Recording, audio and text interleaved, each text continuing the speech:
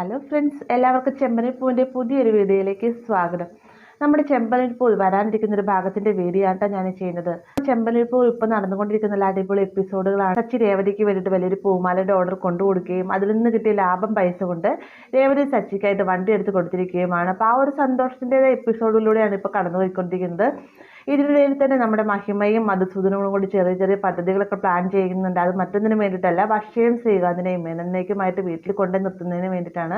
ഈ ഒരു സമയത്ത് മധുസൂദനൻ പറയുന്നുണ്ട്, എന്തൊക്കെ ചെയ്താലും ശ്രീകാന്തിനെ ആ വീട്ടിൽ നിന്ന് അകറ്റാൻ പറ്റുകയില്ല, അവൻ്റെ അച്ഛനോടും ഏട്ടനോടും അത്ര വലിയ സ്നേഹമാണെന്നൊക്കെ പറയാറുണ്ട്. ഈ ഒരു സമയത്ത് മഹിമ പറയുന്നുണ്ട്, ഇതിനെന്താ ചെയ്യേണ്ടതെന്ന് എനിക്കറിയാം, ഞാനൊരു കാര്യം ആലോചിച്ച് കഴിഞ്ഞാൽ നടത്തുമെന്ന് മധുവേട്ടൻ അറിയാമല്ലോ, അതുകൊണ്ട് തന്നെ ഏത് വിധേനയും ഞാൻ എൻ്റെ മകളെ ഇവിടെ പിടിച്ചു നിർത്തുന്നതിന് വേണ്ടിയിട്ട് എന്ത് ചതിയും ചെയ്യുമെന്നൊക്കെയാണ് മധുസൂദനോട് മഹിമ പറയുകയാണ്.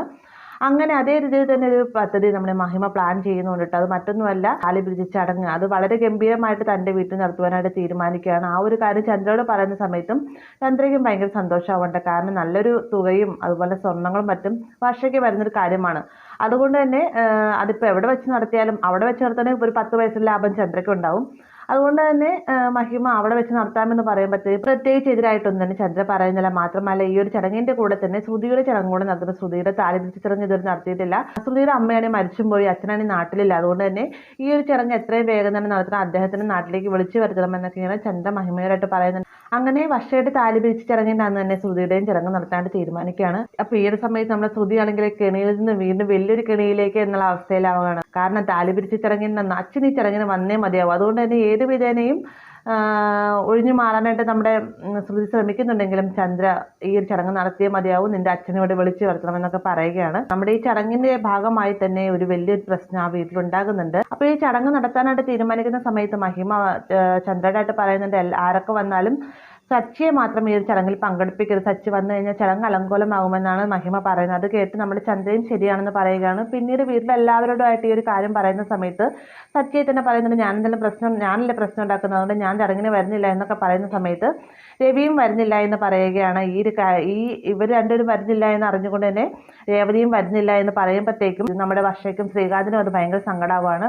ഇരുവരും ചേർന്ന് ഞങ്ങളുടെ വിവാഹമോ നിങ്ങൾക്ക് കാണാൻ സാധിച്ചില്ല, ഈ ചടങ്ങിലെങ്കിലും പങ്കെടുക്കണം എന്നൊക്കെ പറയുമ്പോഴത്തേക്കും സച്ചിയേട്ട അച്ഛൻ നമുക്ക് ഈ ചടങ്ങിൽ പങ്കെടുക്കാമെന്നൊക്കെ പറയുകയും അങ്ങനെ രേവതിയുടെ നിർബന്ധപ്രകാരം തന്നെ എല്ലാവരും ചടങ്ങിൽ പങ്കെടുക്കാണ്ട് ചെല്ലുകയാണ്. ചെല്ലുന്നതിന് തൊട്ട് മുന്നേ തന്നെ രേവതി സച്ചിയോടും അവിടെ ആരൊക്കെ എന്തൊക്കെ പ്രശ്നം ഉണ്ടാക്കിയിരുന്നു സച്ചിയേട്ടൻ അതിലൊന്നും ഇടപെടാൻ നിൽക്കണ്ട എന്നൊക്കെ നമ്മുടെ രേവതി സച്ചിയോട് പറയുന്നുണ്ട്. അപ്പോൾ സച്ചി രേവതിക്ക് കൊടുത്ത വാക്ക് പോലെ തന്നെ യാതൊരു പ്രശ്നങ്ങളും അവിടെ വെച്ച് ഉണ്ടാക്കുന്നില്ല. ഇതിനിടയിൽ തന്നെ മഹിമ സച്ചിനെ പ്രലോഭിപ്പിക്കാനായിട്ട് പല ഗുണ്ടകളൊക്കെ ഇറക്കി സച്ചിയുടെ കാലിലൊക്കെ പിടിച്ച് ചവിട്ടുകയും സച്ചിനോട് വെറുതെ അങ്ങോട്ടേക്ക് കൊടക്കി ചെല്ലുന്നുണ്ട്. എന്നാൽ അതിൽ നിന്നെല്ലാം തന്നെ സച്ചി ഒഴിഞ്ഞു മാറുകയാണ് ചെയ്യുന്നത്. കാരണം മഹിമയുടെ പ്ലാനിങ് മറ്റൊന്നുമല്ല, സച്ചിനെ കൊണ്ട് വലിയൊരു പ്രശ്നം ആ ഒരു ചടങ്ങിനിടയ്ക്ക് ഉണ്ടാക്കുക. അതിലൂടെ തന്നെ ശ്രുതി എന്നേക്കുമായിട്ട് ഇനി സച്ചിയുള്ള വീട്ടിലേക്ക് വരികയില്ല, ഞാൻ എൻ്റെ വീട്ടിൽ നിന്നോളാം എന്നൊരു തീരുമാനം എടുക്കണം എന്നൊക്കെയായിരുന്നു കേട്ടോ വിചാരം. എന്നാൽ അതിൽ നിന്നെല്ലാം തന്നെ സച്ചി ഒഴിഞ്ഞു മാറുകയാണ്. ഇങ്ങനെ നിൽക്കുന്ന സമയത്താണ് മധുസൂദന്റെ കയ്യിൽ ഒരു 1000 നമ്മുടെ രേവതിയായിട്ടിന്റെ എറിഞ്ഞു കൊടുക്കുന്നത്. മറ്റൊന്നുമല്ല, താലി പിരിച്ച ചടങ്ങിൻ്റെ അന്ന് കഴുത്തിൽ പൂമാല ഇടുമല്ലോ, നമ്മുടെ വർഷം ഇങ്ങനെ പൂമാല ഒരു വെക്കുന്ന സമയത്ത് അതിലൊരു നെക്ലേസും ഉണ്ടാവും. എന്നാൽ അത് വർഷം ശ്രദ്ധിക്കുന്നില്ല, ബെഡിലെ പൂമാല ഇട്ടിട്ട് പോവാണ്. ഈ ഒരു സമയത്താണ് രേവതി എല്ലാ സാധനങ്ങളും ഒതുക്കി വെക്കുന്നതിന് വേണ്ടി റൂമിലേക്ക് വരുന്ന സമയത്ത് മാലയിലായിട്ട് പൂമാലയെ ഉടക്കി കിടക്കുന്ന നെക്ലേസ് കാണുകയും അത് വർഷയ്ക്ക് കൊണ്ട് കൊടുക്കാൻ എടുക്കുന്ന സമയത്താണ് മധുസൂദനൻ അങ്ങോട്ടേക്ക് വരുന്നത്. അപ്പോൾ മധുസൂദനൻ മനഃപൂർവ്വം രേവതി വർഷയുടെ മാല മോഷ്ടിക്കുകയായിരുന്നു. രേവതി കള്ളിയാണ് എന്ന രീതിക്കൊക്കെ സംസാരിക്കുകയാണ്. അതുമാത്രമല്ല, എല്ലാവരും മുന്നിൽ വെച്ചും രേവതിനെ കള്ളിയാക്കുകയും വീട്ടുകാരെ കൊച്ചാക്കുന്ന രീതിക്കും രേവതി മോഷ്ടിച്ച പണം കൊണ്ടാണ് സച്ചി വെള്ളം അടിക്കുന്നതെന്നൊക്കെ ഇങ്ങനെ കളിയാക്കുന്ന രീതിക്ക് സംസാരിക്കുമ്പോഴത്തേക്കും രേവതിയോട് എന്താണ് അവിടെ ഉണ്ടായെന്നൊക്കെ നമ്മുടെ സച്ചി തിരക്കുന്നുണ്ട്. അങ്ങനെ കാര്യങ്ങളൊക്കെ നല്ല സൗമ്യമായ രീതിയിൽ സച്ചി പറഞ്ഞ് മനസ്സിലാക്കാൻ ശ്രമിക്കുന്നുണ്ടെങ്കിലും മധുസൂദനൻ വീണ്ടും പ്രശ്നങ്ങൾ ഉണ്ടായിക്കൊണ്ട് വരികയാണ്. അവസാന സൈ കെട്ട് 2-3 അടി മധുസൂദനത്തിനായിട്ട് കൊടുക്കുകയും ചെയ്യുന്നുണ്ട്. ഈ ഒരു കാഴ്ച കണ്ടുകൊണ്ടാണ് വർഷയും ശ്രീകാന്തും അങ്ങോട്ടേക്ക് വരുന്നത്. അങ്ങനെ ഇതൊരു വലിയ പ്രശ്നമാവുകയാണ്. അതിനുശേഷം വർഷ പറയുന്നുണ്ട്, എൻ്റെ അച്ഛനെ തല്ലിയ ഇയാളുള്ള വീട്ടിലേക്ക് ഞാൻ വരികയില്ല, ഇനി എന്നെക്കൊണ്ട് സാധിക്കുകയുമില്ല എന്നും പറഞ്ഞുകൊണ്ട് നമ്മുടെ വർഷ അവിടുന്ന് പിണങ്ങി പോവുകയാണ്. പെട്ടെന്ന് തന്നെ രവി ശ്രീകാന്തിനോടായിട്ട് പറയുന്നുണ്ട്, എടാ വർഷനെ തന്നെ നിർത്തണ്ട, നിങ്ങളുടെ കല്യാണം കഴിഞ്ഞിട്ട് ഇത്ര നാളല്ലായുള്ളൂ, കുറച്ച് നാൾ നീ വർഷയുടെ കൂടെ വർഷയുടെ വീട്ടിൽ നിൽക്കുക എന്നൊക്കെ പറഞ്ഞുകൊണ്ട് ശ്രീകാന്തിനെ അവിടെ പിടിച്ചു നിർത്തുകയാണ്. അതിനുശേഷം എല്ലാവരെയും കൂട്ടിക്കൊണ്ട് തിരികെ വീട്ടിലേക്ക് പോവുകയും ചെയ്യുന്നു കേട്ടോ.